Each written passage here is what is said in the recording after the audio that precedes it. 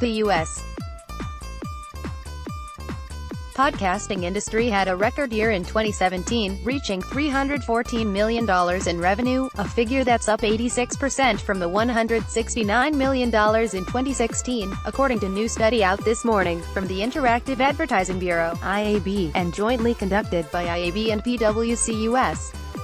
The firms are also estimating podcast revenue will see triple-digit 110% growth between 2017 and 2020, when revenues will then reach $659 million.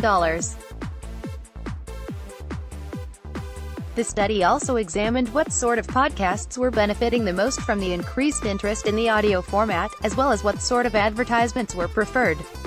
As you may have guessed, if you spend any time listening to podcasts, host-read ads were the more heavily used ad type, accounting for a whopping two-thirds of all ads in 2017.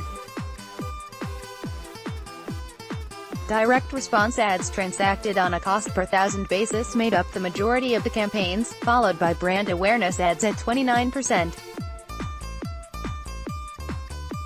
In terms of placement, ads that were inserted or edited into programming accounted for 58% of the ad inventory last year, the report also found. Top advertisers included financial services 18% share of ads, direct-to-consumer retailers 16%, and arts and entertainment 13% of all ads. However, certain types of podcasts are doing better than others when it comes to raking in the ad dollars. In fact, the top 4 content genres, out of the 14 measured, generated over half the advertising revenue in 2017. These were arts. IAB has particular insight into the podcasting market, thanks to member companies like Audio Boom, Authentic, ESPN Radio, Gimlet Media, How Stuff Works, Market Ingenuity, Midroll Media, National Public Media, Panoply, Podcast One, PMM, Turner Podcast Network, Westwood One, WNYC Studios, and Wondery, who underwrote the industry study.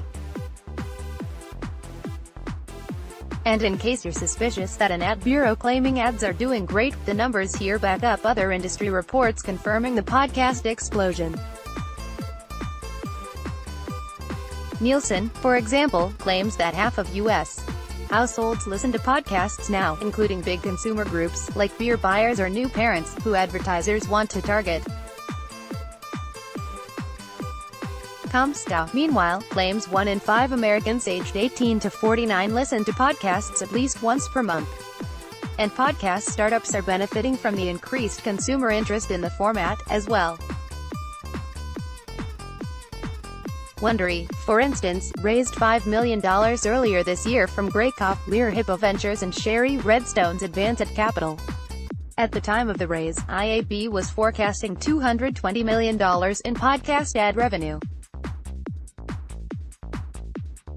How Stuff Works also raised $15 million last year, as did Gimlet Media. Radio broadcaster Entercom bought 45% of podcast producer and network, Digital Media, Home 2, Pod Save America.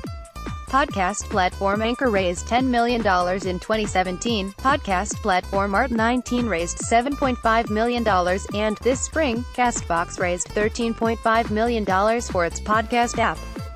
Investors wouldn't be throwing money at the business if there wasn't potential for more money to be made. And to some extent, those increased opportunities to reach consumers via audio are attributed to the changes in how we listen to audio content, that is, on mobile devices instead of radio, and on smart speakers in the home. PwC also credits smart speakers and mobile as contributing to the opportunity here. Growing trend toward anywhere and everywhere media engagement has created tremendous opportunity for digital media, of which podcasting is a significant component, said David Silverman, a partner at PwC U.S. in a statement about the new report. Whether at home on a smart speaker, at work on a PC, or somewhere in between on a mobile device, more and more Americans are listening while they live, providing a robust podcast platform where advertisers can connect with today's consumers, he said.